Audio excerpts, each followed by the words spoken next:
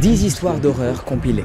C'est tout simplement une brève explication du concept d'aujourd'hui. J'ai réuni les meilleures, comme vous le savez, histoires de ma chaîne YouTube pour en faire une compilation. Vous avez devant vous 10 raids d'horreur complètement affreux, rien que pour vous, qui sont tous différents par leur mécanique horrifique pendant 1 heure. J'espère que la vidéo vous plaira, j'espère que vous saurez l'apprécier avec, voilà, un petit peu de nourriture à côté, ou même pendant que vous travaillez. D'ailleurs, force à tous ceux qui travaillent, qui reprennent le taf. Mais bon, voilà, vous inquiétez pas, même si c'est pas, pour être honnête, le contenu que je préfère faire sur la chaîne, les compilations. Je sais que vous aimez ça, les retours ont été complètement positifs et incroyables sur la première compilation que j'ai pu faire. Donc c'est pourquoi aujourd'hui, eh bien, je vous en sors une deuxième, l'épisode 2. La chose qui me permettrait de voir finalement si vous aimez ce contenu là et si j'en refais par la suite, c'est le like, c'est l'abonnement. Voilà, n'hésitez vraiment pas à le faire, c'est super important.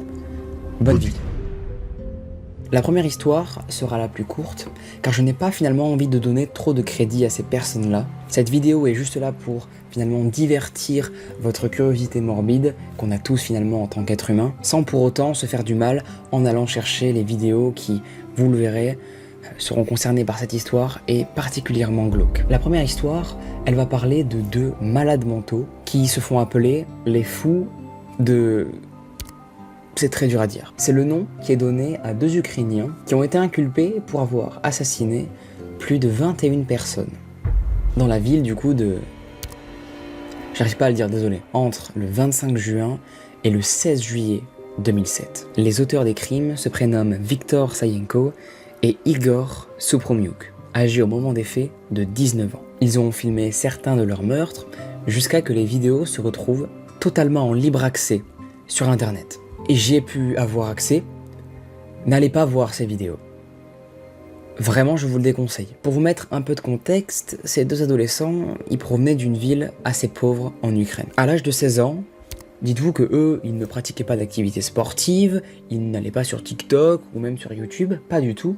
Ce qu'ils faisaient, c'est qu'ils tuaient des animaux en guise de passe-temps. Et après, ils les prenaient en photo. Mais de faire ça, ça va plus trop les amuser. Ils vont en avoir un peu ras-le-bol, ça va les lasser. Cette activité ne va plus trop les divertir. Alors ce qu'ils vont faire, eh bien, c'est s'attaquer aux humains. Ils vont commencer leur tuerie. Les 2 premiers meurtres, ils vont être commis le 25 juin 2007. La première victime va être une femme de 33 ans, nommée Ekaterina Inchenko. Elle va être malheureusement assassinée sur le chemin du retour au moment où elle allait rentrer chez elle, après avoir passé une soirée super chez un ami à elle. Selon les dires de Victor, lui et Igor seraient allés faire une petite promenade nocturne. Igor portait un marteau sur lui, et comme la jeune femme Ekaterina marchait devant lui, eh bien il s'est dit qu'il allait l'attraper et la frapper à la tête, jusqu'à la dévisager pour qu'il ne reste absolument rien d'elle. Le corps de la jeune femme, il va être retrouvé par sa mère à 5 h du matin. 1 heure après qu'ils aient commis leur premier crime, les 2 hommes, ils vont se mettre à attaquer une nouvelle victime, Roman Tatarevitch. Roman, lui, il avait décidé ce soir-là de se reposer tranquillement sur un banc, non loin de la première scène de crime. Action qu'il n'aura même pas le temps de regretter, car il va se faire tuer par les 2 jeunes adolescents. Sur eux, ils avaient des outils et vont s'en servir pour fracasser à plusieurs reprises la tête de Roman. Tellement dévisagé, dites-vous, que en fait, il ne ressemblait plus à rien. Les enquêteurs et même la famille de Roman ont eu du mal et n'étaient pas du tout sûrs que c'était lui au début, mais après analyse, il s'est avéré que c'était bien lui. Et la famille a été traumatisée. Le banc sur lequel il a été découvert en sang a été localisé de l'autre côté de la rue du bureau du procureur général local. Le 1er juillet, rebelote. Les 2 jeunes vont encore frapper. Dans la nuit du 6 juillet, encore 3 personnes vont être assassinées dans la même ville. Le premier va être Egor Nechvoloda, une recrue militaire récemment renvoyée qui a été matraquée en rentrant chez lui d'une boîte de nuit. Et c'est sa mère qui va apercevoir le corps le lendemain matin depuis son immeuble dans la rue. Elena Ashram, une garde nocturne de 28 ans, va être la 2e cible des 2 tueurs. Elle a été assassinée, encore une fois, elle aussi, autour du coin, dans Kosiara Street. Selon la confession enregistrée de Victor, quand Elena elle est venue vers eux, Igor l'a frappée avec le marteau qu'il avait caché sous sa chemise et il a ensuite, comme vous l'aurez peut-être deviné, continué à plusieurs reprises, même après être tombé, à la tabasser. Elle portait un sac rempli de vêtements que les 2 garçons se sont servis pour essuyer leur marteau qui était aspergé de sang, pour finir par jeter le sac dans la nature. Et vous pensiez que tout ça allait un jour se finir? Eh bien, j'ai pas l'impression. Les hommes, ils ont assassiné une femme appelée Valentina Hanza. Une femme qui vraiment avait une vie super, elle avait un mari handicapé, elle s'occupait de lui de la meilleure des manières, mais s'est fait tuer, pour aucune raison, par encore ces deux adolescents. Elle ne voulait pas être liée du tout à ce genre d'affaires et d'histoires, mais malheureusement, elle en a fait partie. Elle a été sauvagement agressée par les outils et par la rage de ces deux personnes. Même si tout ça est horrible et abominable, heureusement qu'ils n'ont pas touché à des enfants. Oh merde. Le jour suivant, le 7 juillet, deux garçons vont se retrouver à faire de la pêche. Ils ont 14 ans au moment des faits et vivent leur meilleure vie. Et ce jour-là, ils ne savaient pas qu'ils allaient croiser la route d'Igor et Victor. Ils vont se faire tuer. Eux aussi. À l'âge de 14 ans. Enfin du moins un seul. Andrei Sidiuk a été tué. Mais l'autre, Vadim Liakov, il a réussi à s'enfuir. C'est rassurant, à moitié, car ça va encore continuer, bordel. Le 12 juillet, ça va être au tour d'un homme de 48 ans, Sergei Yatsenko, handicapé suite à une tumeur à la gorge, à se faire tuer par le groupe de jeunes. Ce jour-là, il va être pris dans un guet-apens sur une petite route forestière. Ce meurtre va être énormément médiatisé, pour la simple et bonne raison que la vidéo s'est retrouvée sur internet. Ils ont filmé le meurtre de ce monsieur. Son corps a été retrouvé 4 jours plus tard. L'état de son cadavre témoignait, comme pratiquement tous les autres finalement, d'un acte de barbarie abominable. Comme ce que je vous ai dit, comme la plupart des cadavres, en fait, on n'arrivait pas trop à identifier l'identité des victimes. Comme les deux jeunes en fait fracassaient la tête de leurs victimes, c'était très compliqué de les identifier à cause de l'extrême sauvagerie de ces meurtres. Après ça, encore 12 meurtres vont suivre, plusieurs corps vont être retrouvés, à tel point qu'on en retrouvait pratiquement plusieurs dans la même journée. Tous ces crimes-là n'ont clairement pas été du tout décidés sur le moment par panique. Non, ils ont été réfléchis.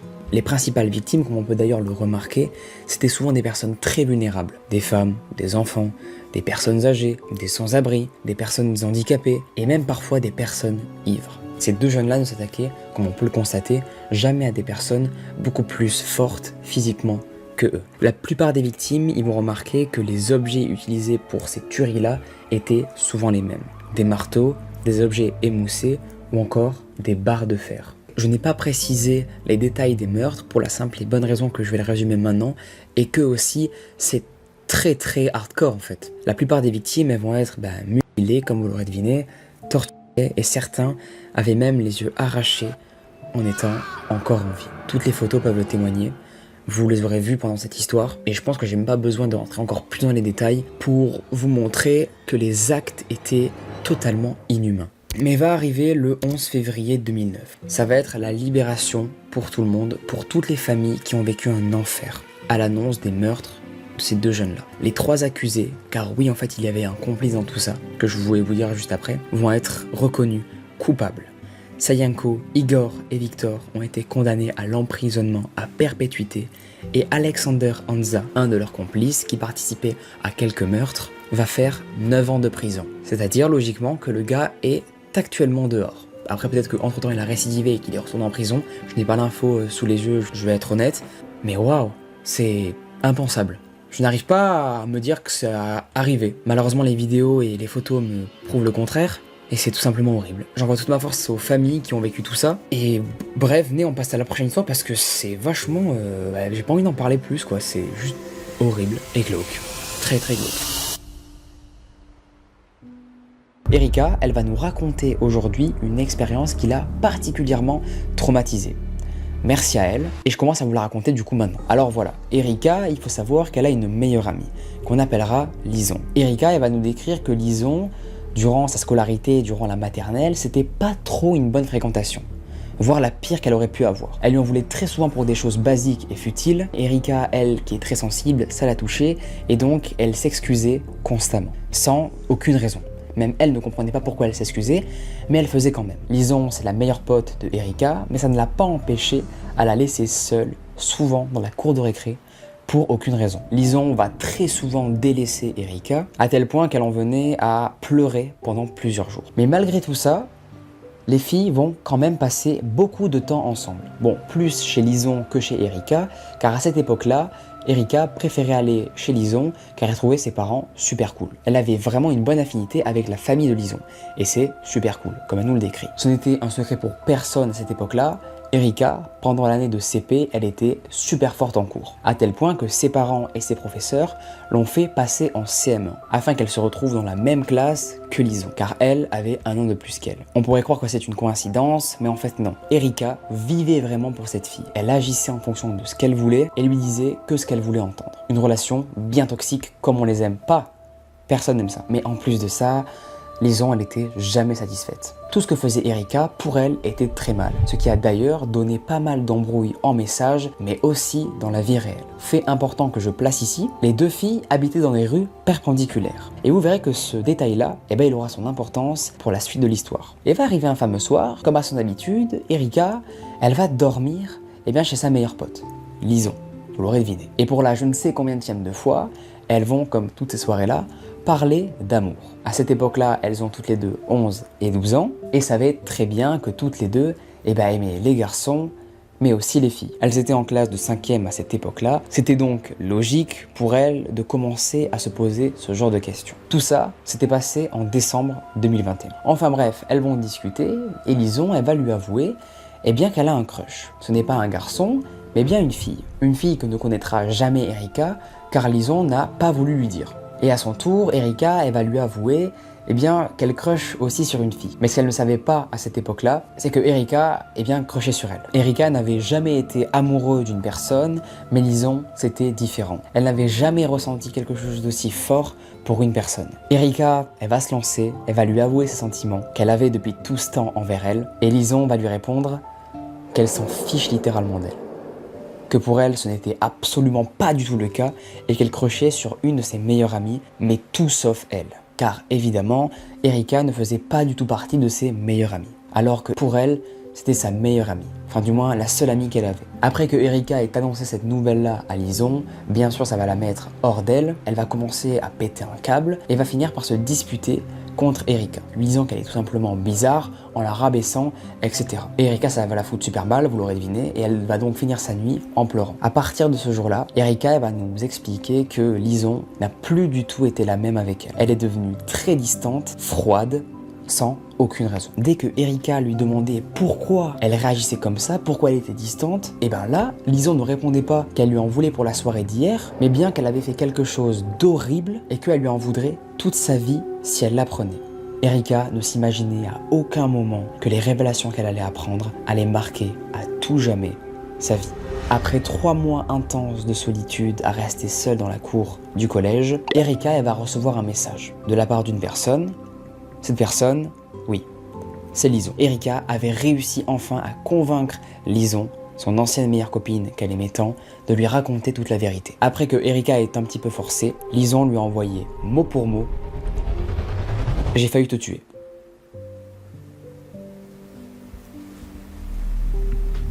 Elle lui a par la suite expliqué que cette fameuse nuit, où Erika lui avait avoué ses sentiments, pendant qu'elle dormait, elle avait pris un couteau et qu'elle s'était mis au-dessus d'elle et avait failli la poignarder, sans aucune pitié. Immédiatement, Erika, elle va fondre en larmes et va tout raconter à sa mère. Erika va prendre le plus de captures d'écran possible pour avoir des preuves en cas de problème. Et Lison avait le culot de demander à Erika qu'elle reste sa meilleure amie. Erika, vous savez, elle est extrêmement attachée à Lison et elle avait du mal à lui dire non. Elle était dans une dépendance affective énorme. Pour vous dire, elle n'imaginait même pas sa vie sans elle. Mais elle a finalement fini par la bloquer. Sa mère va lui demander si elle voulait porter plainte, mais Erika a refusé. À l'heure d'aujourd'hui, et avec le recul, elle ne sait pas pourquoi elle n'a pas porté plainte, mais elle nous explique que sûrement à cette époque-là, elle voulait juste oublier cette personne, cette fille-là, même si ça a été très très dur pour elle. Erika, elle va préférer taire un peu l'histoire, elle va pas trop en parler à ses potes, qu'elle n'a pas d'ailleurs, elle a pas trop d'amis, c'est super triste, mais c'est une réalité, elle n'a pas d'amis du tout. Mais Lison par contre, va faire tout l'inverse.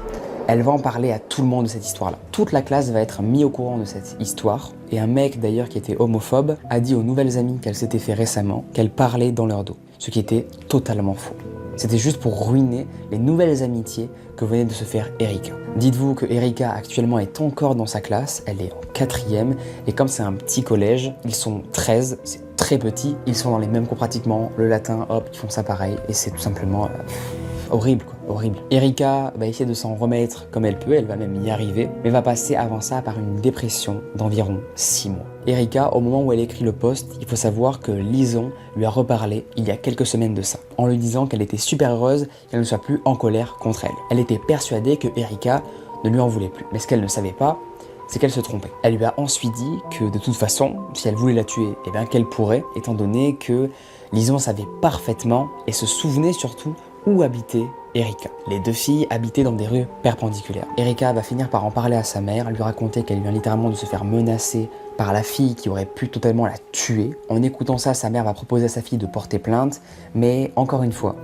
Erika a refusé. Elle n'a pas voulu en parler au juge, voilà, elle trouvait ça trop horrible pour elle de revivre et de re-raconter tout ça. Rien qu'en parler dans ce thread, Erika ça la fout un peu mal, ça lui fait remonter de mauvais souvenirs. Enfin bref, elle nous remercie d'avoir lu ça. Et moi je la remercie d'avoir partagé cette histoire car elle est tout simplement folle. Je ne sais pas si Erika, du coup elle s'appelle pas Erika, mais Erika, si tu reconnais ton histoire, n'hésite pas à te manifester en commentaire ou même venir me DM sur Instagram pour voilà qu'on en parle. Et si tu veux pourquoi pas qu'on en fasse carrément une vidéo interview, ce serait ouf. Retrouver Erika, il faut qu'on retrouve Erika.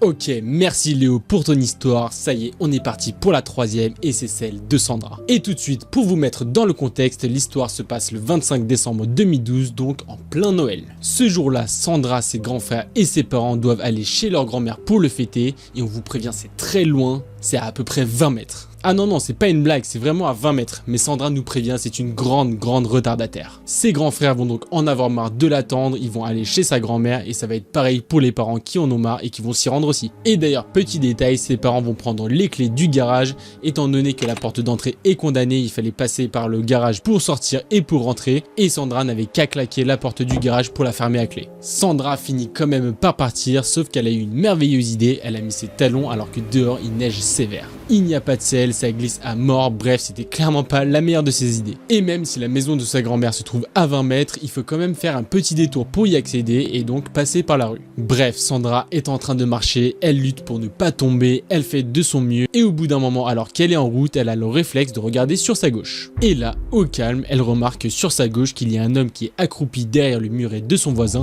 et qui regarde dans sa direction. Bon, c'est hyper chelou, mais Sandra décide de faire comme si elle n'avait rien vu, elle se retourne et elle continue à marcher, sauf que cette fois elle va un petit peu plus vite, sauf que c'est une fausse bonne idée parce qu'elle commence à glisser et donc elle se remet à ralentir. Et pendant son giga road trip, alors qu'elle fait tout pour ne pas tomber, elle entend des bruits derrière elle. Directement, elle se rend compte que c'est le mec qui était en train de se cacher derrière le muret qui est en train de la suivre, bref c'est hyper badant. Finalement, tant bien que mal, Sandra arrive à la maison de sa grand-mère et là pour la faire courte, il y a deux solutions pour entrer dedans. Soit on rentre par la grange et par celle-ci on arrive à rentrer dans la cour, ou alors il faut qu'on fasse un petit détour pour rentrer directement dans la cour. Et là, vu que Sandra est pressée et qu'elle veut fuir ce mec, elle décide de choisir la première solution et donc de rentrer directement dans la grange. Pour vous décrire un petit peu à quoi ressemble cette grange, elle est très vieille, elle a vécu la première guerre mondiale, la porte d'entrée est donc très délabrée et dure à ouvrir. Sandra est donc là sous la neige à faire de son mieux avec la poignée pour essayer de l'ouvrir, pendant que du coin de l'œil, elle remarque que l'homme se rapproche. Son cœur commence à s'accélérer, elle ne sait pas vraiment pourquoi mais elle est stressée et en regardant vers l'homme, elle remarque qu'il est grand, brun, qu'il est assez baraque et qu'il a l'air d'avoir à peu près la trentaine. Et finalement, l'homme n'est plus qu'à 3-4 mètres lorsque la porte cède enfin et s'ouvre. Sandra s'empresse de rentrer dans le garage et de claquer la porte derrière elle. Et au moins, elle se dit que si l'homme essayait encore de la suivre, elle allait gagner un petit peu de temps parce que lui aussi galérerait à ouvrir la porte. Sans attendre, Sandra se dirige tout de suite vers la deuxième porte qui donne accès à la cour.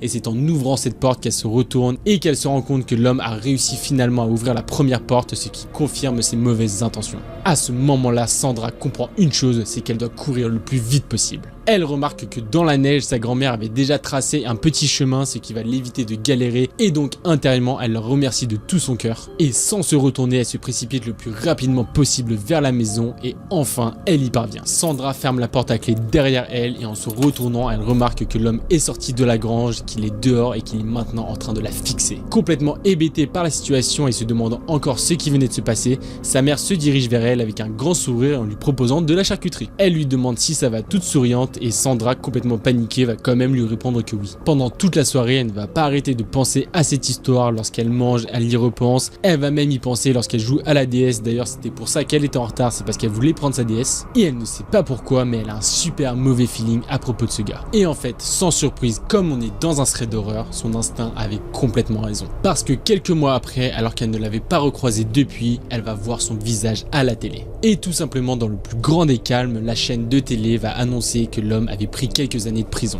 Et ces années-là, il ne les avait pas volées parce qu'il avait été condamné pour tentative d'enlèvement et pour possession d'images de mineurs. Bref, on vous fait pas de dessin. Cette histoire va complètement hanter Sandra, qui ne va pas arrêter de se refaire l'histoire 1000 fois dans sa tête, et elle va pas arrêter de se demander ce qui se serait passé s'il avait réussi à l'attraper. Et le pire dans toute cette histoire, c'est qu'il y a certaines questions qui n'auront jamais de réponse. Pourquoi ce gars l'attendait à cet endroit-là précis? Comment il savait à quel moment elle devait sortir de la maison?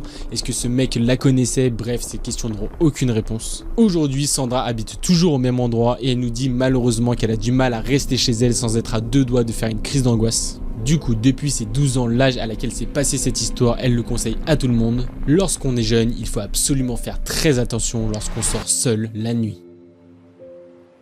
L'histoire que je vais vous raconter, les amis, aujourd'hui, elle est arrivée à 2 enfants et une mère de famille. Les enfants s'appellent David et Robert et la mère s'appelle Rebecca. Une chose que je tiens à préciser qui est très importante pour la suite de l'histoire sur Rebecca, c'est qu'elle n'a pas vu ses parents depuis des années, depuis l'âge exactement de 19 ans. Rebecca avait décidé de plus leur parler pour la simple et bonne raison que ses parents n'aimaient pas qu'elle sorte avec une fille. Ses parents ne l'ont pas reniée de la maison, elle pouvait rester, mais juste voilà, ils n'aimaient pas le fait qu'elle ait une copine fille. Ça va très clairement déplaire à Rebecca et elle va donc se barrer. Aujourd'hui, elle a 2 enfants et 40 ans, et c'est pourquoi je vous ai dit qu'elle s'en foutait littéralement de les voir, car ça fait plus de 20 ans qu'elle les a pas vus, et elle a pu clairement faire son deuil. Même si plusieurs fois les parents de Rebecca, ils ont essayé de lui envoyer des petites lettres pour essayer de reconquérir le cœur de leur fille, ça ne va pas du tout marcher. Rebecca, et ça se comprend, leur en veut encore terriblement. Elle trouvait ça vraiment horrible d'avoir fait subir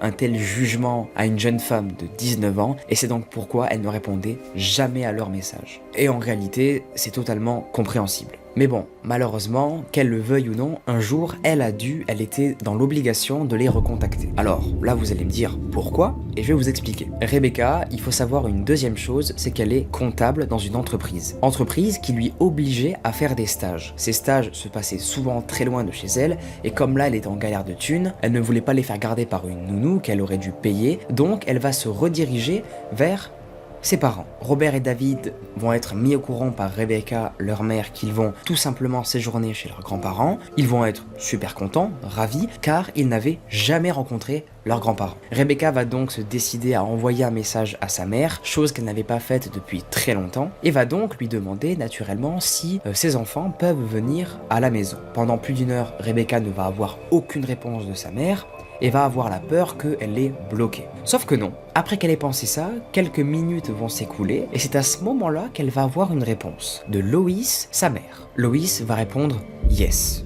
De manière très froide. Rebecca, ça ne va pas plus la choquer que ça, car ça faisait énormément de temps qu'ils ne s'étaient pas parlé, mais elle va trouver donc sa réaction complètement normale. Rebecca va ensuite envoyer à nouveau un message pour dire à ses parents qu'elle n'a pas le permis et que ses enfants prendront donc le train en direction de leur maison. Pour la 2e fois, Rebecca va attendre une réponse de la part de ses parents, sauf que là, elle ne va en avoir aucune pendant l'espace de 6 heures. Il y a juste marqué que Loïs a vu le message, mais n'a pas répondu.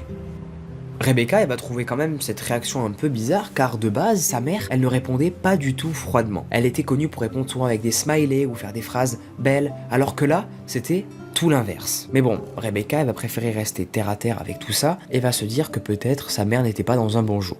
Ça peut arriver. Le lendemain, arrivé à la gare, les valises prêtes, les enfants de Rebecca vont lui dire au revoir, lui faire un gros bisou pour partir vers la maison de leurs grands-parents. Dans le train, bien sûr, ils sont tous les deux excités, Robert et David, de voir à quoi ressemblent leurs grands-parents. Ils en deviennent complètement fous, euphoriques de ouf, et après 2 heures de trajet, ils arrivent enfin à destination. Arrivés à la gare, ils pensaient voir leurs grands-parents les attendre, sauf que non.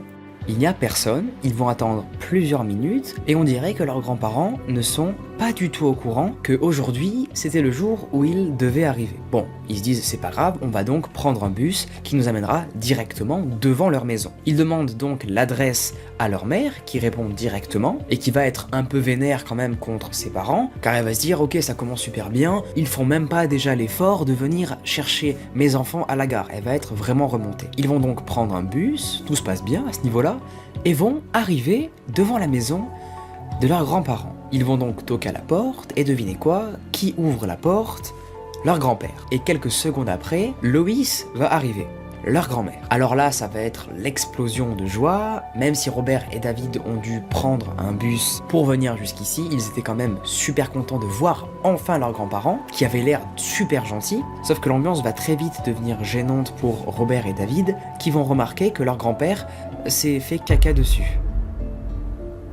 Leurs visages vont littéralement changer et le grand-père va comprendre qu'il est cramé. Donc il va partir de honte dans les toilettes et là, réaction super étrange de leur grand-mère, elle va rester fixe en ne disant absolument rien.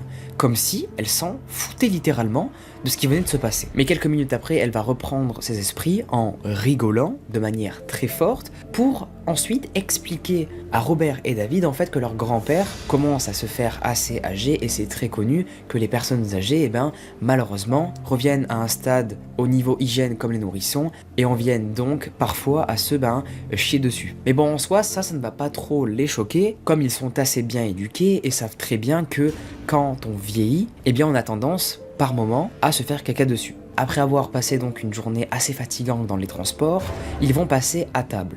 Ça va être le repas du soir. Celui-ci va d'ailleurs se passer super bien, sauf que la nuit va être un peu plus différente. Il faut savoir que leurs grands-parents leur avaient réservé une chambre à tous les deux, chambre qu'ils partageaient et qu'ils fermaient tout le temps à clé. Toutes les nuits, Robert, le plus petit d'entre eux, préférait fermer la porte à clé car la chambre en fait lui faisait peur. Il se sentait beaucoup plus en sécurité s'il fermait la porte. Et il avait bien fait de fermer la porte. La première nuit, les deux frères, ils vont entendre comme si une personne frappait violemment contre la porte. Mais avant d'entendre ces bruits-là, ils en avaient entendu d'autres, un peu plus terrifiants.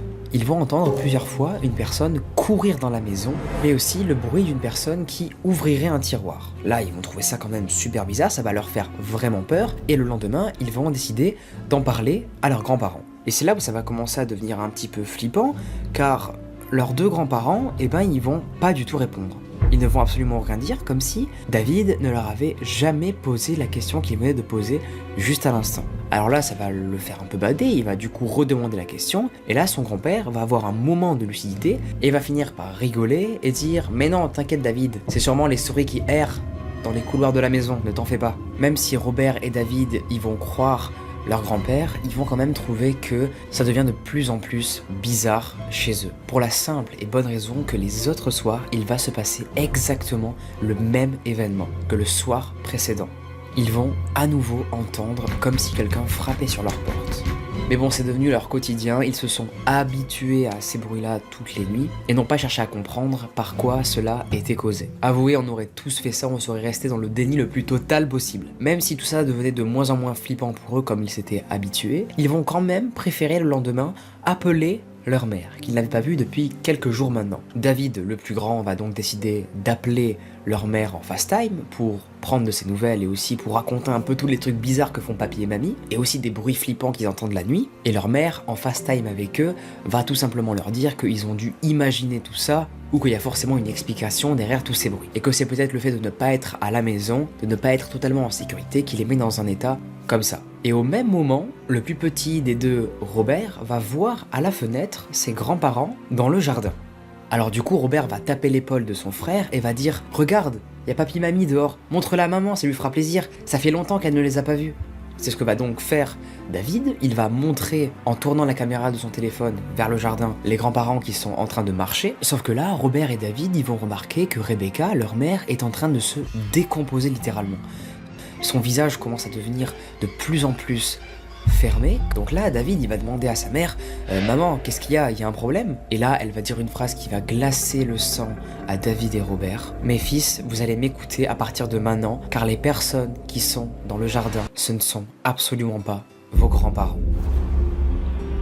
À partir de là, la mère va passer en mode survie, Robert et David également. Robert et David vont ressentir le sentiment le plus horrible qu'ils n'aient jamais ressenti de leur vie, car ils vont réaliser que, en fait, ils ont vécu pendant tout ce temps chez des personnes, des inconnus, qui ne sont absolument pas du tout leurs grands-parents. Rebecca, connaissant très bien la maison, elle va dire à ses enfants, Robert et David, de s'enfuir par la porte du garage qui se situe, elle, derrière la maison. Et c'est ce que vont faire directement Robert et David. Ils vont s'enfuir par là, courir pendant plusieurs minutes à travers des champs, jusqu'à ne plus voir la maison de leurs faux grands-parents.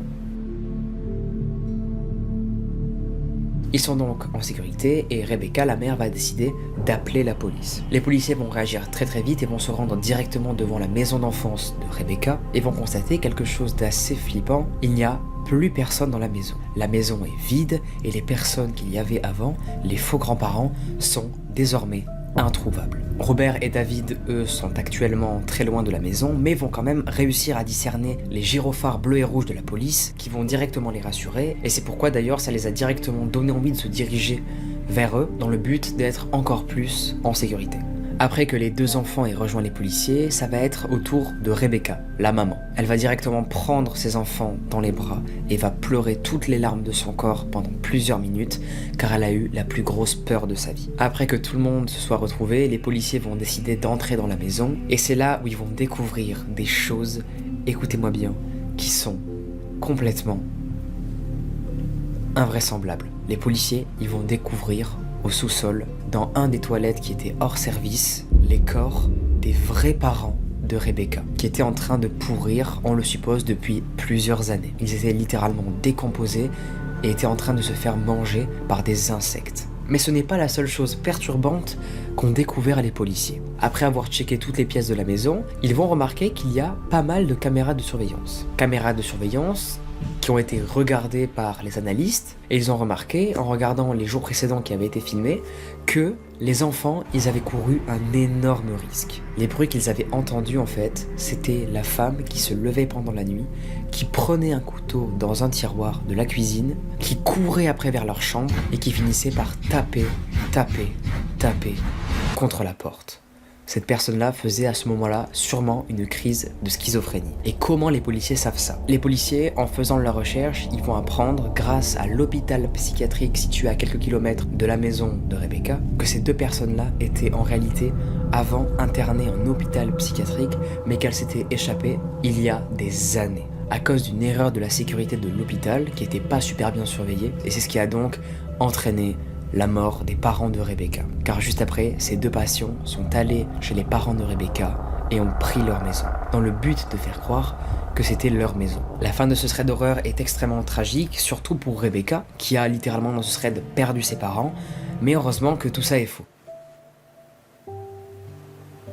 Tout ça est absolument faux, je l'ai totalement inventé pour vous, pour la vidéo. Je me suis dit qu'aujourd'hui, allez, j'avais envie de vous prank entre guillemets et vous inventer une petite histoire d'horreur. J'aime bien faire ça. Enfin, inventer, non, je me suis pas mal inspiré d'un film, je sais pas si vous connaissez, qui est sur Netflix. Comment il s'appelle? J'ai oublié le nom. Le film s'appelle The Visit. C'est le film d'horreur qui m'a mis le plus de frissons. Et j'ai vraiment hésité à le faire parce que j'avais peur de vous spoiler. Après, je me suis juste inspiré du film. J'ai changé vraiment pratiquement tout en fait, mais j'ai juste repris la mécanique qui m'a vraiment fait peur de ouf quand j'ai vu le film. D'ailleurs, regardez-le vraiment, je vous invite vraiment à le regarder, il est ouf ce film.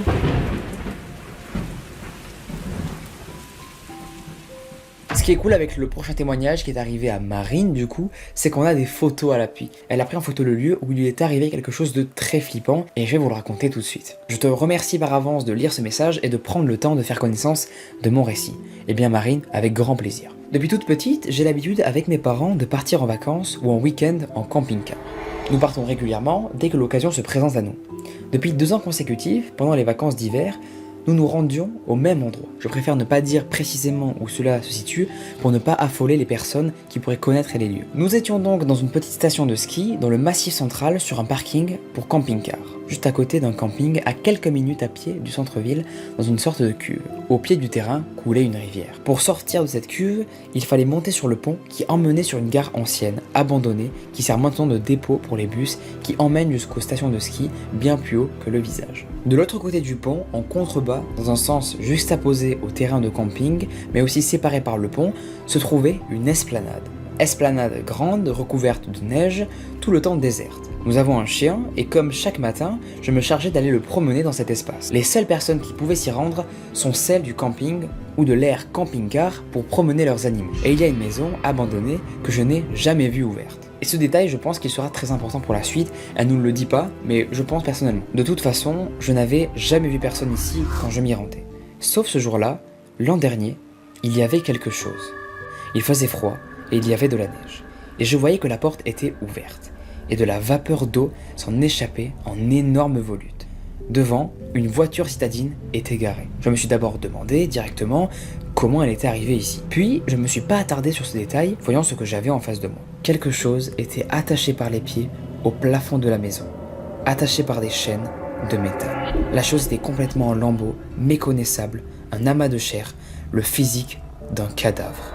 Je ne pourrais pas dire ce que c'était, et il y avait quelqu'un, en tenue civile, qui passait un karcher dessus, causant toute cette vapeur. Je n'ai pas réfléchi bien longtemps, mon cœur battait vite et je ne voulais pas m'attarder une seconde de plus. J'ai fait comme si je n'avais rien vu et j'ai pressé le pas pour faire demi-tour, interrompant mon chien dans sa promenade. Et là, Marine, en voyant ça directement, elle va se poser plein de questions. Qu'est-ce que c'était? Je n'ai pas pu reconnaître la forme de cette chose, elle était en lambeaux. Est-ce que c'est normal? Idem. Aucune réponse. L'homme était-il un chasseur et c'était un animal? C'est possible, mais ni ses vêtements, ni sa voiture, ni même le look de la maison ne correspondent à quelque chose qui appartiendrait à un chasseur. De plus, ce n'est pas la saison. Et puis cette chose, pourquoi la nettoierait-il? Elle était si abîmée, il n'y avait rien à récupérer? Je suis rentré bien vite au camping-car et j'ai vite raconté à mes parents ma découverte. Ils ne m'ont pas cru, puis après réflexion, ils ont dit que c'était un chasseur. Je me suis alors convaincu que c'était bien cela, mais j'en doute encore régulièrement. Le plus étonnant, c'est que ça ne m'a pas plus perturbé que cela. Je l'ai vécu, et les jours qui ont suivi, j'agissais comme si rien de tout ça ne s'était passé. J'avais 17 ans à ce moment, il n'y avait rien. Et je confirme bien que la maison n'avait en aucun trait une correspondance à celle d'un chasseur. En tout cas, c'est mon avis. J'en ai fait part à mes amis, et ce qui les étonne le plus, c'est l'histoire en elle-même. Mais c'est aussi mon attitude, le fait que j'agisse comme si c'était quelque chose de banal. Je pense que c'est ce que j'essaie de me dire pour dédramatiser la chose. J'ai donc fait des photos de l'esplanade que je vais joindre pour appuyer et aussi pour avoir des avis. N'hésitez pas les amis, si vous avez des avis pour Marine, elle en serait je pense très contente. Je vais aussi joindre un schéma de l'endroit car j'ai peur que mes explications soient confuses. Elle est trop déterre la Marine, merci à elle, c'est un pur bonheur de lire une histoire comme ça. Je vous remercie de nouveau pour avoir pris le temps de lire ce message. Si jamais vous avez plus de questions, je reste bien sûr ouverte pour plus de renseignements. Je vous souhaite une bonne fin de journée. Marine. Aku Yadav. Il a violé près de 200 femmes dans un bidonville en Inde. Et c'est la personne dont on va parler aujourd'hui. Le karma dans tout ça, c'est qu'après une décennie d'abus, les femmes, elles se sont rebellées et elles ont obtenu leur vengeance de manière brutale. Vous comprenez pourquoi j'ai utilisé le mot brutal dans cette phrase-là. Aku, il se croyait intouchable car la police, à cette époque-là, il faut savoir qu'elle était corrompue. On est dans un pays très très pauvre, dans un bidonville. La police n'est vraiment pas du tout dans la justice comme on la connaît nous par exemple en France. Là, on y retrouvera, vous le verrez, énormément de dérives policières. Agresseur documenté de jeunes filles, Aku Yadav était connu pour avoir soudoyé les policiers pour qu'ils laissent tranquille ses crimes. Des habitants de New Delhi ont même déclaré qu'il s'était enfui une fois en tuant au moins 3 personnes pour aucune raison. Aussi intouchable qu'il était à cette époque-là, ses victimes, elles l'étaient aussi. Elles n'avaient pas le droit à une police conforme aux vraies règles. Le plan de Aku Yadav, il était très simple, c'était de cibler des personnes très très bas dans la société en Inde, dont il savait pertinemment que les commissariats se moqueraient s'il déposait plainte contre lui. Pourquoi il déposerait plainte contre Aku, vous me direz? Car ce gars-là, il violait des femmes. Et plusieurs. Énormément de fois. Par jour. Par mois, ça pouvait être vraiment très régulier. Aku, il va faire ça pendant plusieurs années. Il va même rassembler une équipe pour violer des personnes collectivement. Et un jour même, il a fait ça sur une fille de 12 ans. Et on pense que ce n'est pas l'âge le plus jeune qu'il ait fait. Il a commis ces crimes horribles, car oui, c'est carrément des crimes, qu'on se le dise, jusqu'au 13 août 2004. Parce qu'à partir de ce moment-là, la population féminine, du moins, a arrêté de se laisser faire. Ce qui a été très dur, mais elles y sont arrivées. Et je vais vous raconter leur exploit, il est juste fou. Des dizaines de femmes vont constamment signaler Yadav à la police, mais ce que les policiers faisaient, c'est qu'ils riaient. Il rigolait dès que voilà, il y avait une plainte, il faisait haha c'est marrant, on s'en fout vraiment de ce que vous pensez et vraiment de ce que vous dites, vraiment allez vous faire voir. C'est ce qu'il répondait souvent. En gros quoi, vraiment je vous généralise ça. Yadav, il est soudoyé depuis des années et à chaque fois qu'une femme se plaignait, la police alertait Yadav qui rendait alors visite aux femmes pour les intimider. Ce que faisait Aku, c'était très simple. Quand il était informé voilà, qu'une femme s'était plainte de lui, il lui rendait visite, il la menaçait qu'il la plongerait dans de l'acide, la décomposant littéralement du coup, qu'il la violerait à nouveau, plusieurs fois, et qu'il blesserait aussi des membres de sa famille. Toutes ces femmes en avaient marre de vivre dans la terreur. Elles en ont eu un jour assez de tout ça. Usha Nayaran, l'une de ses victimes, qui avait été harcelée à plusieurs reprises par Yadav, a donc enrôlé son beau-frère pour l'aider. Ensemble, ils vont contourner la police et se rendre directement chez le sous-commissaire. Le plan pour nuire ce tueur en série va commencer. Il lui avait promis un refuge sûr si la police partirait à la recherche de Yadav. Vous me direz, mais c'est étonnant que la police quand même accepte ça. Eh bien, oui, c'est normal en fait, car la police était aussi pauvre à cette époque-là. Cette nuit-là, la maison d'Aku Yadav va être renversée et réduite en décombres par des voisins et des résidents locaux en colère. Pour vous dire quand même que le gars n'avait pas non plus une trop bonne réputation. Voire la pire en fait, de ce bidonville. Leur tactique d'intimidation avait fonctionné. Ce qui va prouver ça, c'est que Yadav, il va décider de se rendre. La police a même dit que le placer en garde à vue était plus pour sa propre sécurité que pour la sécurité de ses victimes. Le lendemain de son arrestation, Aku Yadav va devoir comparaître devant le tribunal. Narayan, du coup la fille qui a commencé finalement cette rébellion-là, et les autres femmes qui la suivirent, vont suivre l'affaire de très près. Et ils vont apprendre du coup à la télévision qu'il était susceptible d'être libéré sous caution. Et à cet instant-là, ils se sont dit que c'était pas possible et qu'ils ne voulaient plus revivre l'enfer et la peur. Alors, ils ont pris les choses en main. 200 femmes vont se porter volontaires, s'armer de couteaux à légumes, de pierres et de poudre de chili pour aller envahir le palais de justice du village. Alors que Aku Yadav passait devant eux, se dirigeant à son procès, il va traiter l'une de ces femmes qui était du coup présente parmi les 200 personnes de prostituée. Et il va la menacer de la violer à nouveau. Et là, ça a été vraiment l'insulte de trop. Car le policier aussi, lui, s'y est mis, il va éclater de rire, et l'une des femmes va crier au même moment « Nous ne pouvons pas vivre ensemble sur cette terre. C'est toi ou moi. » Puis elle va commencer à frapper avec sa sandale l'homme. En quelques secondes, ce n'est pas une, mais bien au moins 100 femmes qui vont se mettre à jeter de la poudre de piment au visage du tueur en série. Elles vont aussi lui lancer des pierres à la tête et finir par le poignarder en lui mettant dans le cœur plein de coups de couteau. Les policiers qui gardaient le tueur en série ont été directement terrifiés et sont partis en courant. Les femmes ne l'ont même pas remarqué car vraiment leur seul but c'était de tuer ce gars-là. Pendant plus de 10 minutes, dites-vous, ils ont attaqué Yadav, le poignardant pas moins de 70 fois. Une femme enragée a même fini par lui couper le pénis. Et je la comprends totalement. Même si les femmes étaient armées, etc., elles avaient prévu leur coup, en même temps, pour eux, c'était pas trop prévu. Elles ne s'attendaient pas du tout à le tuer, et elles ne pensaient pas pouvoir en fait le faire, mais finalement, elles ont pu avoir leur vengeance. Les femmes n'ont même pas réfléchi à ce moment-là, elles se sont dit « Ok, c'est pas grave, on ira en prison, mais au moins cet homme-là nous fera plus jamais chier de notre vie. » Quelques minutes plus tard, Aku Yadav était mort. Son corps était presque méconnaissable, comme un gâchis sanglant. Son sang tachait le sol en marbre blanc du palais de justice. La police, après ça, a bien sûr intervenu. Ils ont essayé d'arrêter en tout 5 femmes, mais les autres ont protesté avec eux. Elles ont toutes reconnu le crime, vraiment toutes. Même eux qui n'avaient rien fait, elles ont dit oui, on l'a tué. Et il y a quoi? Vous allez faire quoi? Plusieurs femmes vont donc être arrêtées, jugées, dont Narayan, bien qu'en 2012, elles ont toutes été libérées par manque de preuves. Mais bien que le meurtre n'ait pas laissé toutes les femmes en paix, Narayan, elle a dit un truc super intéressant, c'est que au moins ça a ouvert les yeux de la société sur les crimes de Yadav et sur le pouvoir qu'avaient les femmes.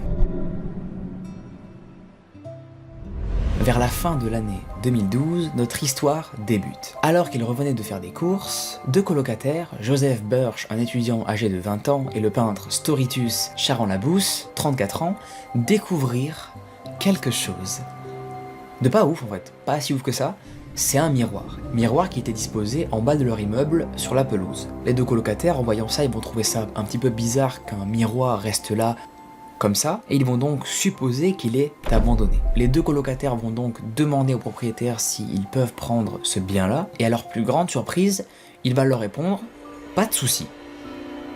C'est ok, car il est en train de transformer la maison qu'il a actuellement en plusieurs appartements, et qu'il avait même d'ailleurs lui pas fait gaffe que ce tableau était resté là, car ça devait être sûrement des agents d'entretien à lui qui avaient dû le laisser là.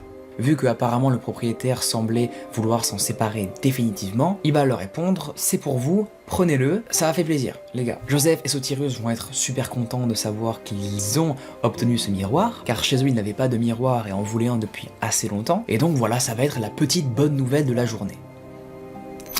Mais ça va pas durer longtemps. La première chose que vont retrouver Sotirius et Joseph sur le miroir, c'est quelques petits ronds de décoration.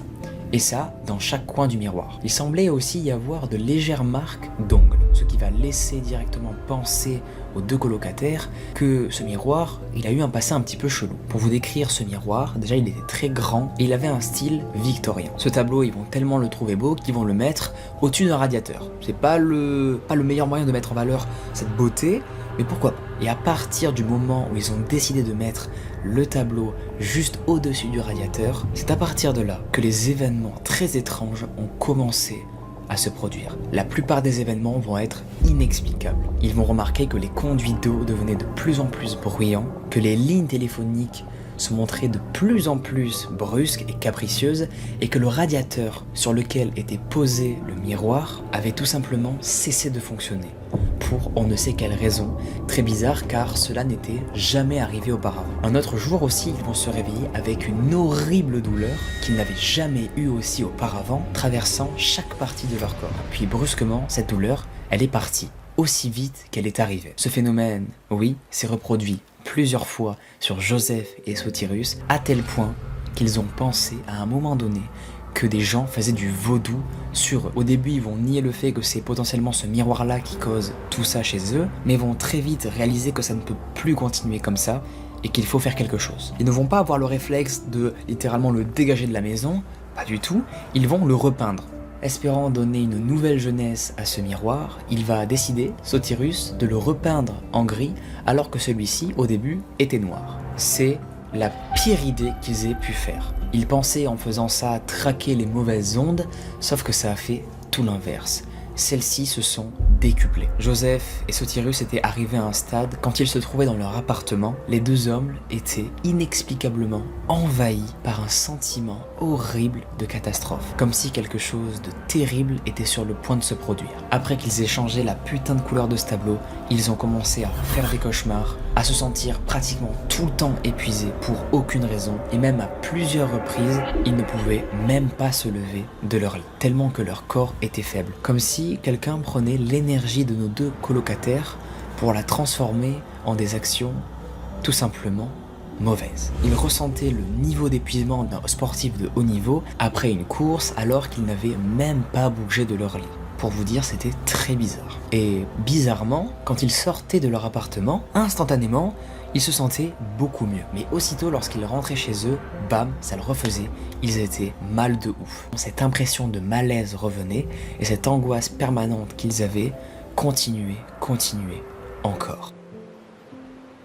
Puis va arriver une nuit où Sotirius, il va subitement tomber très malade. Il va se plaindre d'une sensation de froid horrible et ne va même pas pouvoir s'arrêter de trembler malgré la température de la pièce qui est particulièrement élevée dans l'appartement. Joseph, en voyant son pote comme ça, il va être super inquiet, donc la première chose qu'il va faire, c'est appeler une ambulance. Mais brusquement, pile à ce moment-là, Sotirius, il va avoir l'impression que quelque chose lui serre fortement la jambe, le laissant estropié, hurlant de douleur sur le sol. Une fois à l'hôpital, malgré tous les tests effectués, ils ne vont tout simplement rien trouver, rien qui aurait pu lui faire subir une telle douleur. Alors qu'est-ce qui a causé ça? Et ben même les médecins ne savent pas l'expliquer. Dites-vous que les médecins vont même penser que Sotirius joue un rôle et n'est pas sérieux dans ce qu'il dit. Une chose à savoir d'assez importante sur cette histoire, Sotirius ne travaillait pas du tout chez eux, dans leur appartement, mais bien un petit peu loin de celui-ci. Mais en revanche, Joseph, lui, il travaillait à domicile, il faisait du télétravail. Joseph, il restait souvent seul dans l'appartement et peu à peu, il a semblé sombrer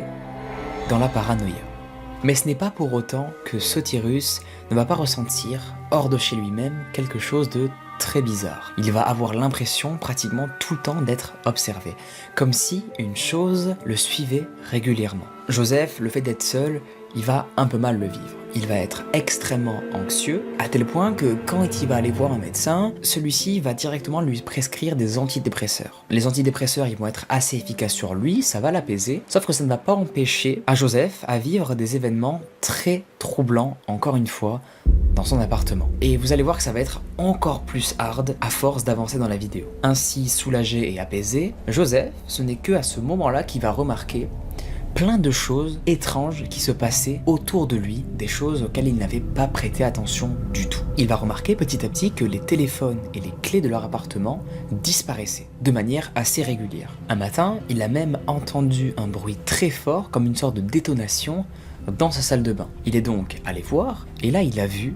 que pratiquement tous ces produits d'hygiène étaient par terre. Tout comme les images qu'il avait accrochées au mur, eux étaient aussi au sol. Ce qui est littéralement impossible car celle-ci était accrochée par des punaises. Un flacon de mousse à raser avait même traversé la salle pour se retrouver dans les toilettes. Joseph, il va aussi nous raconter que quand il passait dans le miroir, souvent, ça le faisait, il semblait voir des ombres vacillantes se refléter dans la glace. Comme si une personne, dans le reflet, apparaissait à côté de lui, alors qu'en réalité, à côté de lui, quand il voyait ça, il y avait personne. Joseph, quand il lui arrivait ça, il se figeait, il avait vraiment peur, il restait complètement immobile. Ce qu'il faisait, c'est qu'il regardait juste leur forme ténébreuse évoluer derrière lui. Et c'est à partir de là où on va commencer à rentrer dans le sérieux. Joseph nous raconte qu'un jour, à 3h30 du matin, il va se retrouver soudainement réveillé par une atroce douleur en bas du dos. Une douleur qu'il va décrire comme ressembler à une brûlure. Brûlure qu'il avait eue aussi apparemment au bras. Et à ce moment-là, il a décidé de prendre des photos. Immédiatement, quand il a ressenti cette douleur-là, Joseph, il est allé voir devant le miroir pour voir ce qu'il avait. Et ce qu'il a vu, c'est ça.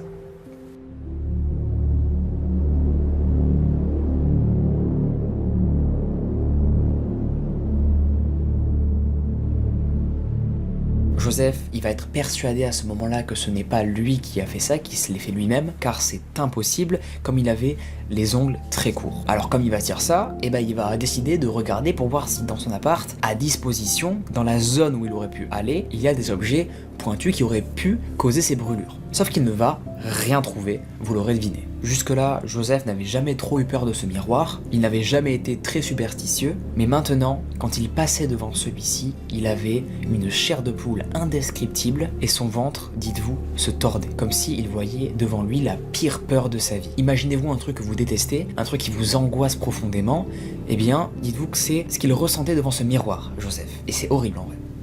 Le pauvre, on le plaint. Depuis que les deux colocataires vont avoir cet objet chez eux, la malchance, la maladie et les problèmes financiers semblaient s'acharner sur eux. Tout allait super mal pour eux, comme vous l'aurez compris sûrement avec tout ce que je viens de vous raconter à l'instant. Et c'est pourquoi ils ont donc décidé, enfin, de le vendre sur eBay. Ah non, pas de le dégager, pas de le brûler, pas du tout. De le vendre sur eBay. Ça veut dire qu'il restera encore chez eux un petit moment, jusqu'à qu'un acheteur achète ce tableau maudit. Ce qu'ils vont d'ailleurs préciser dans l'annonce. Joseph, il va prendre soin d'écrire la situation, comme elle est concrètement, en espérant que quelqu'un ayant l'habitude du surnaturel s'intéresse à l'objet et puisse faire quelque chose. Mais l'histoire ne s'arrête pas du tout là. Elle continue, elle s'empire encore. Quand ils ont décidé de mettre l'objet en vente sur eBay, c'est à partir de là où ils sont arrivés au summum de leur flip. Joseph, il va mettre sur Facebook ce qui lui est arrivé depuis qu'il a mis en vente cet objet sur eBay. Depuis que j'ai mis le miroir en vente sur eBay, j'ai pu expérimenter les choses suivantes. J'ai souffert d'un terrible cauchemar au cours duquel je m'ouvrais les veines et je me tuais moi-même. À partir de ce moment-là, je me suis retrouvé à regarder le reste de mon rêve comme si j'étais un fantôme, un acteur secondaire. Je n'ai pas arrêté de me réveiller et de me rendormir, mais à chaque fois le rêve recommençait, reprenant là où il s'était arrêté. La nuit où j'ai souffert de ce cauchemar, je me suis réveillé avec des griffures, cette fois le long de mon pied gauche. Alors que notre équipement marchait parfaitement, la ligne téléphonique et l'accès internet semblaient morts. Et TalkTalk, notre fournisseur, n'a toujours pas trouvé la cause de la panne. En outre, l'eau chaude et le chauffage et l'appartement se sont déclenchés apparemment sans raison. Alors vous imaginez très bien que toute personne voyant ça sur eBay n'achète pas le tableau. Vraiment, c'est impossible. Personne va acheter ça. C'est... Non, il va y avoir une seule personne anonyme. Il va y avoir... Putain, il y a eu des bruits sa mère. Il va y avoir une seule personne anonyme qui va leur demander s'il peut avoir le tableau pour 100 livres. Offre qu'ils vont accepter directement, même s'il avait mis un peu plus haut le tableau, et ben ils vont lui dire ok. Et depuis que ce tableau est parti de chez eux et littéralement disparu de leur espace de vie, ils n'ont plus jamais vécu de choses terribles comme ils ont pu le vivre, comme je vous l'ai raconté dans les mois qui ont suivi. Bon Léo mon ref et la commu de Léo, d'ailleurs vous êtes des grands ouf, n'oubliez pas, ce soir je vais vous raconter une histoire, c'est celle de Vei qui a 23 ans. Et pour contextualiser, dès le début de cette histoire, elle commence par nous préciser qu'elle s'est passée en 2019. À ce moment-là de sa vie, elle a 18-19 ans et elle est en stage dans une animalerie. Et à ce moment-là de sa vie, elle cherchait un travail et en attendant, Pôle emploi lui avait conseillé un stage et donc c'était celui-là. Pour nous raconter un petit peu son quotidien lors de ce stage, le lundi matin, elle arrive à peu près aux alentours de 9h, elle commence par nettoyer les cages des animaux et ce jusqu'à midi. Après ça, elle mange normalement et elle finit sa journée tranquillement. Sauf que ce lundi-là est assez spécial parce que Vei se rend compte que c'est en fait son dernier lundi au sein de cette entreprise. En fait, pendant la pause déjeuner, une agence l'avait appelé pour lui demander si elle était disponible pour travailler dès le lendemain dans un de leurs magasins. L'occasion est beaucoup trop belle, Vei est super contente.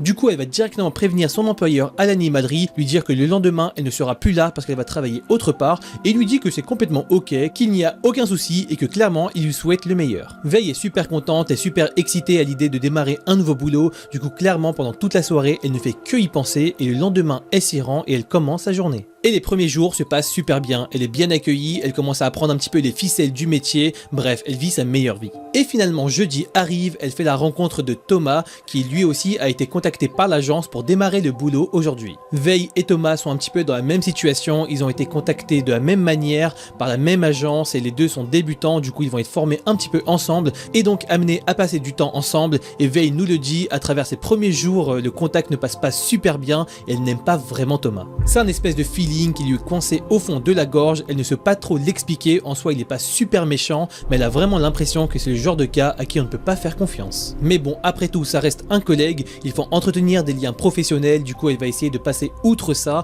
pour qu'il y ait une bonne ambiance de travail et clairement elle va prendre sur elle. Malheureusement, c'est vraiment pas de chance pour elle, elle a vraiment l'impression d'être touchée par le karma divin parce que pendant les prochains jours et pendant toute la semaine quasiment, elle va être amenée à travailler au même endroit que lui, au même rayon et du coup elle va physiquement le côtoyer pendant très longtemps. Et pendant qu'ils bossent ensemble, que Vei essaie de se concentrer au maximum pour essayer de l'oublier, au fur et à mesure Thomas va commencer à l'aborder un petit peu, à lui raconter des choses sur sa vie personnelle, des choses qu'elle n'a absolument pas demandé. Et comme on va le voir, les doutes de Vei vont vite se confirmer parce que le gars va commencer à lui raconter des anecdotes vraiment ultra cheloues, clairement il n'y a pas d'autre mot. Par exemple, un moment il va lui dire qu'il a une petite amie, que c'était une ex avec qui il est resté pendant 1 an, mais que cette dernière ne voulait absolument pas de relation physique avec lui et du coup au bout de 6 mois il en a eu marre et il l'a donc touché.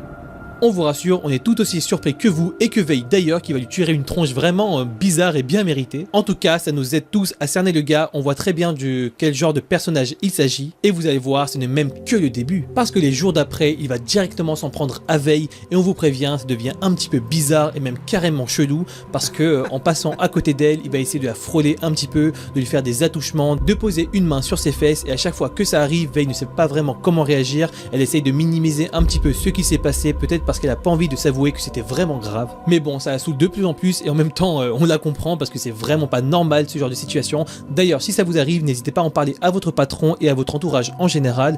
Mais bref, Vei, elle commence à de moins en moins le supporter et à chaque fois qu'elle lui demande d'arrêter, il se remet à le faire de plus belle. Sauf que malheureusement, ça s'arrête pas là. Un jour, alors qu'elle est au travail, elle finit à 14h15 et ce jour-là, elle doit rentrer en vélo. Sauf qu'en allant récupérer son vélo, elle voit que la chaîne a un petit peu déraillé et qu'elle doit la remettre en place, sauf qu'elle ne sait pas vraiment comment faire, elle a jamais trop bidouillé ce genre de choses et c'est bien entendu Thomas qui va se porter à sa rescousse. Au début, même si jusque là le gars était complètement chelou, voire même plus que ça, elle va lui être un petit peu reconnaissante, elle va donc le remercier, enfourcher son vélo et commencer à faire le chemin du retour, sauf que là, elle voit derrière elle qu'il y a Thomas en vélo et qu'il est également en train de la suivre. En réfléchissant 2 secondes et en fouillant dans sa mémoire, elle se souvient qu'il lui avait parlé de là où il habitait et clairement c'était pas du tout à cet endroit de la ville, du coup elle est complètement complètement sûre d'être suivie, elle va donc s'arrêter, lui demander pourquoi il la suivait. Et là, dans le plus grand des calmes, Thomas va directement la regarder dans le blanc des yeux et lui dire qu'il se rendait tout naturellement chez elle. Veille, clairement, elle est sous le choc, elle sait absolument pas comment réagir,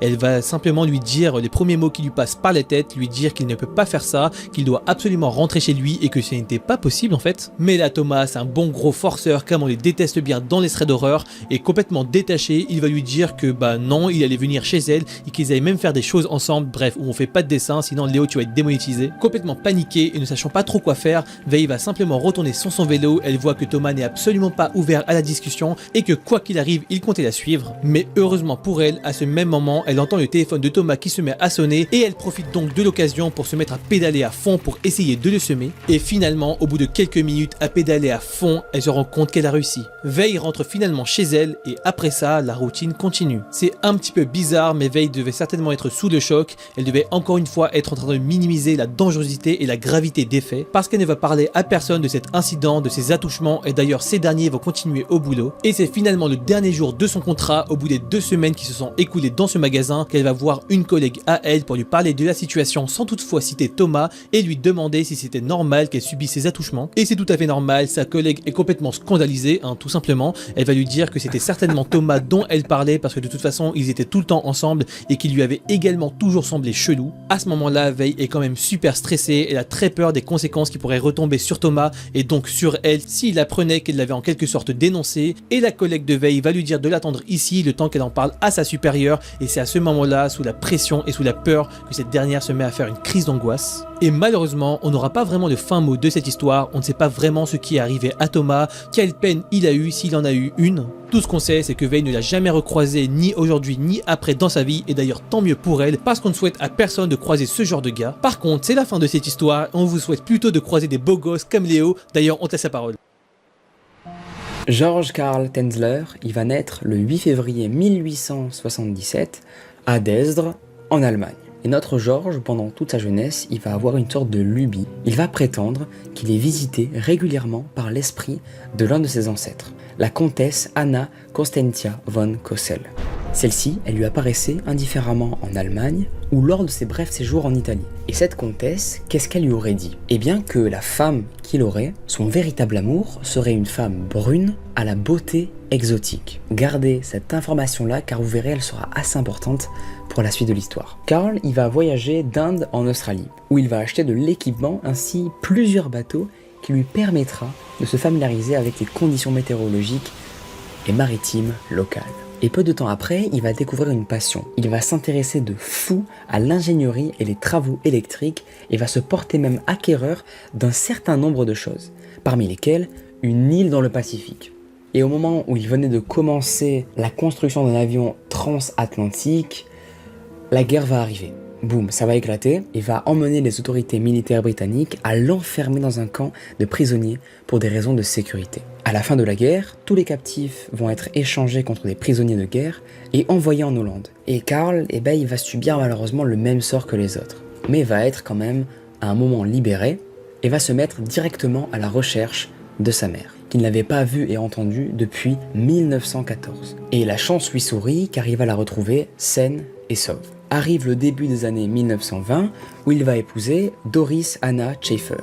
Le couple va avoir 2 enfants nommés Ayesha et Crystal. Peu de temps après, sa mère va lui conseiller de rejoindre sa sœur qui était partie s'installer aux États-Unis. Et trouvant son avis franchement intéressant, il va se dire « Ok, ouais, je vais la rejoindre ». Le 6 février 1936, Karl il va donc quitter Rotterdam pour le Havane. Puis il va finir par s'installer à Zephyr Hills, en Floride, où il va retrouver donc sa sœur. Et finalement, sa femme et ses filles qui vont du coup les rejoindre. George, il va vivre sa meilleure vie avec sa famille, il va tranquillement s'installer pour très vite changer d'avis et partir encore une fois. George, il avait été accepté en fait à un emploi de technicien en radiologie à l'hôpital de la Marine à Key West en Floride, l'obligeant du coup à quitter la maison où vivaient ses filles, sa femme et sa sœur. Karl, il a au moment des faits 50 ans et il va prétendre qu'il est un ancien capitaine de sous-marin et qu'il possède 9 diplômes universitaires. Mais personne ne sait vraiment si tout ça est vrai, ce qu'il disait était véridique, car selon les témoins de l'époque, il était très connu pour être un inventeur imaginatif, un scientifique, un magicien, de l'électricité, et parfois un ingénieux menteur aussi. On ne sait pas vraiment en fait si tout ce qu'il affirme est vrai. Tout ce que je vous raconte actuellement est tiré de sa biographie en fait qu'il a fait. Mais en tout cas, ce qui est véridique, c'est l'histoire horrible à laquelle il a participé. Et j'y arrive très vite, vous inquiétez pas. Le 22 avril 1930, Karl, il va faire la connaissance d'une femme. Cette femme, elle s'appelle Maria Elena Milagro. Elle habite à Hoyos et c'est une jeune femme d'une rare beauté. Sa mère l'avait amenée à l'hôpital pour lui faire passer un examen. Et immédiatement, Karl, il va reconnaître en elle la femme dont il avait vu le visage dans ses visions. Il ne va avoir aucun doute, il est persuadé que cette personne est l'amour de sa vie. Elena, c'était la fille d'un fabricant de cigares local et elle avait 2 sœurs, Florinda et Celia. La jeune femme, elle était mariée à quelqu'un, à Luis Mesa. Mais je ne sais pas si on peut appeler ça finalement un mari, car il l'a abandonné après qu'elle ait fait une fausse couche. Celui-ci va s'enfuir à Miami, pendant que elle est retournée chez ses grands-parents du coup. Karl, il va voir en Elena le grand amour de sa vie. Et il va tenter du coup l'impossible pour la sauver. Il va mettre tout en jeu pour la sauver de cette maladie-là. Karl va se mettre à transporter du matériel à son domicile pour tester sur elle différents traitements de son invention, basés sur des rayons X et de l'électricité. Il va lui prescrire des médicaments d'une composition qu'il a lui-même faite, constituée d'herbes et de produits chimiques. Mais malheureusement, tout ça ne va pas du tout parvenir à améliorer son état. Ça ne va pas l'empirer, mais ça ne va pas non plus l'améliorer.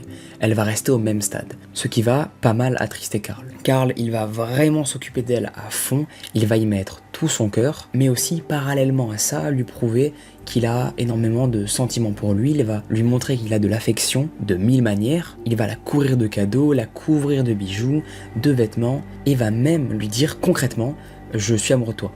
Je t'aime. Et le truc horrible dans tout ça, mais qui est un petit peu réaliste, on va dire, personne ne sait encore aujourd'hui si cette femme-là, Elena, qui était gravement malade, aimait Karl. Il n'a jamais su, lui, et même les gens, nous, si tout ça était réciproque. En tout cas, une chose est sûre, c'est qu'elle n'envoyait, elle, aucun signal pour lui montrer. Malheureusement, malgré tous ces efforts-là, le 25 octobre 1931, Elena, elle va succomber à la maladie. Karl va insister auprès de sa famille pour payer ses funérailles et il va même lui faire construire un mausolée de pierre au cimetière de Key West. Tous les soirs, Karl va lui rendre visite pour lui parler. Il va se mettre vraiment devant sa tombe pour lui parler et lui vraiment faire ressentir le chagrin qu'il avait. Puis George, il va raconter dans son roman autobiographique que son fantôme, il est apparu. Et à partir de ce moment-là, à partir d'un soir où il est apparu, Elena, elle est venue lui rendre visite régulièrement. Et afin de l'inciter à ce qu'elle se montre régulièrement, Karl, il chantait ses musiques préférées. Ils avaient, comme nous le dit Karl, beaucoup de discussions ensemble, au cours desquelles apparemment elle avouerait ses sentiments à Karl. Parfois, elle lui demandait même si elle pouvait être avec lui et donc littéralement sortir son corps pour être à ses côtés. Et Karl, bien sûr, il va pas le faire, il est conscient que c'est pas faisable, il va le faire.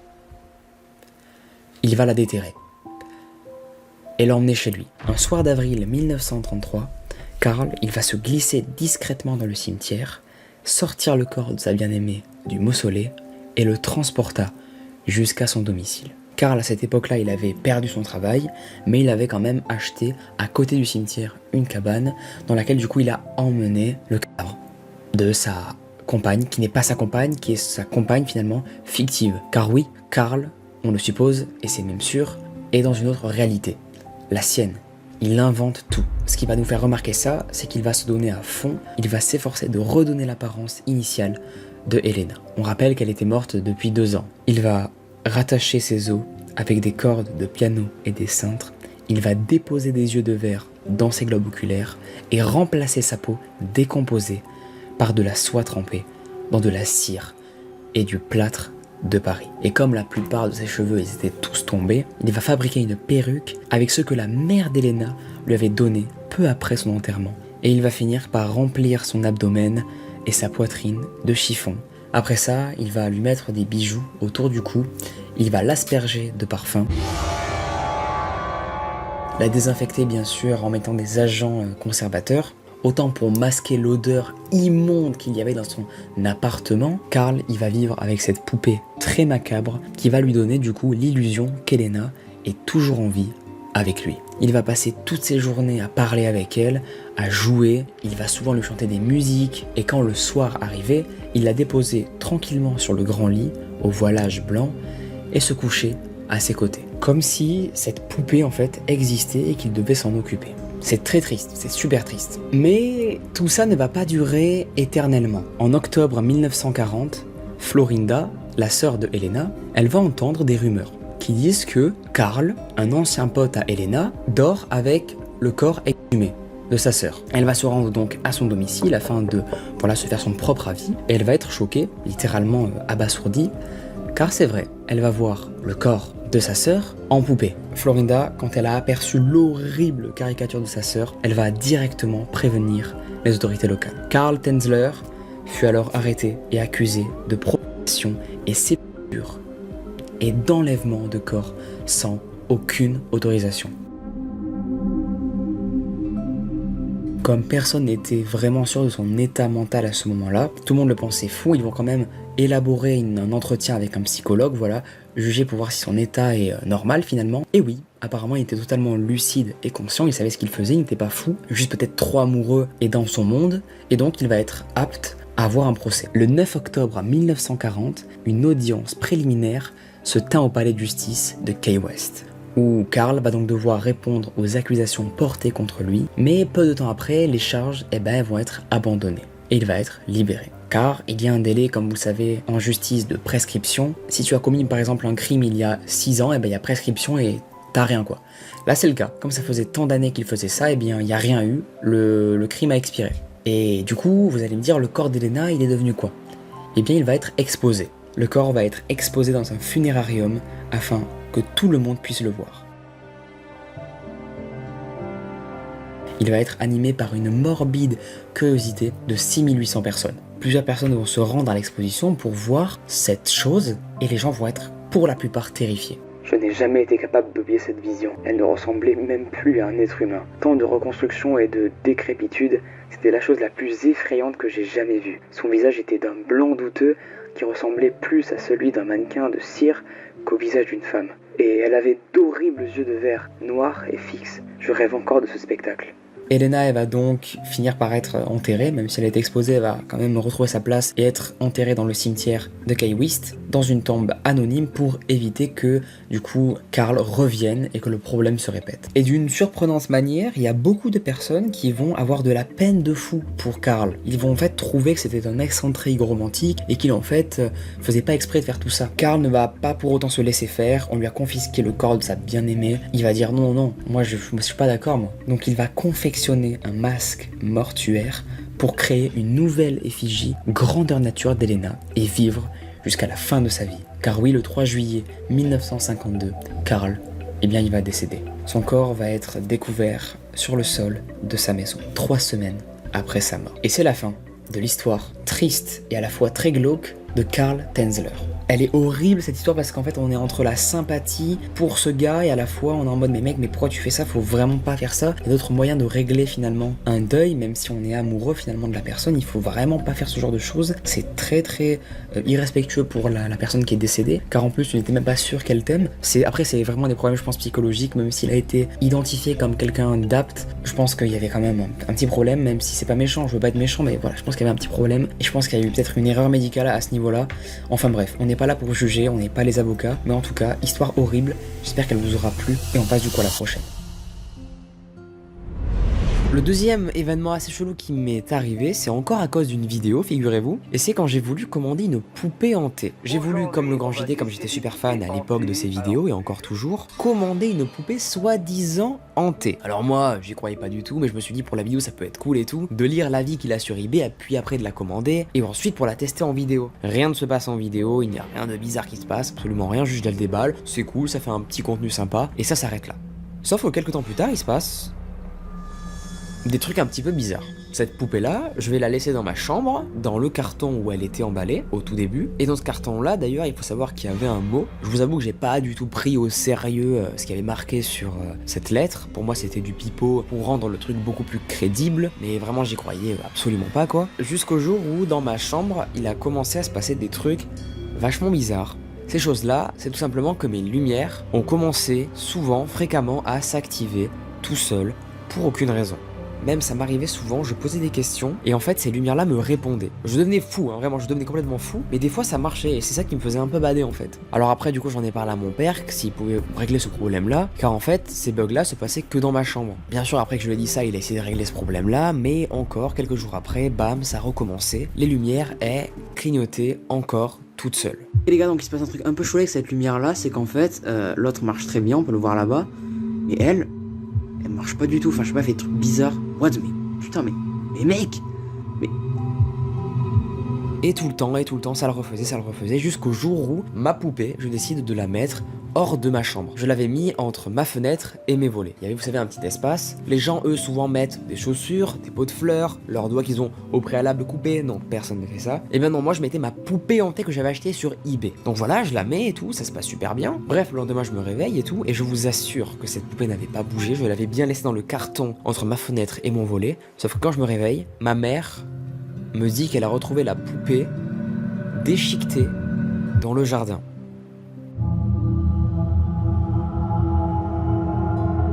Ma mère, en fait, elle avait ramassé dans le jardin, car quand elle s'est levée, quand elle a voulu aller ouvrir au chien, elle a vu la poupée devant la porte de la maison, là où il y avait un petit coin d'herbe. Voilà, je vous mettrai des images d'illustration. Et bien voilà, complètement déchiquetée, détruite quoi. Je précise que le carton, par contre, lui, et le polystyrène qu'il y avait à l'intérieur, était resté par contre entre ma vitre et mes volets. Je trouve ça complètement chelou. Moi je dis à ma mère, mais maman, je t'assure, je te jure que c'est vrai, je n'ai pas fait tomber la poupée dans le jardin. Et elle bien sûr me croit pas du tout et elle me dit, bon, bah, c'est sûrement les chiens qui l'ont bouffé quoi, et ça doit être sûrement ça. Et en vrai après, quand elle me dit ça, je la crois un peu parce que je me dis, ouais, en vrai, c'est possible que tu vois le chien il ait pris ça comme un doudou et qu'il ait mangé, parce qu'il faut savoir que mon chien, Sherkan, le berger australien que j'ai, eh bien aime beaucoup en fait déchiqueter les doudous qu'on lui achète, voilà. Il adore ça, il est fan, c'est un friand de tout ça. Et ma mère elle va me balancer du coup cette théorie là que ce serait le chien qui l'aurait bouffé. Et moi je vais la croire. Et en vrai, ça tient la route. La poupée, bien sûr, après ça, je l'ai jetée à la poubelle. Et il faut savoir que depuis, le bug des lampes dans ma chambre n'a plus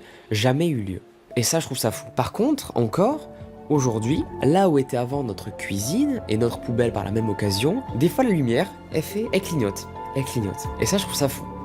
Je trouve que la coïncidence est folle, même si je pense que c'est un bug d'électricité qui est en bas. Je trouve ça quand même super bizarre. Mais bon, allez, on va rationaliser encore ça et on va se dire que ça peut s'expliquer. Ok.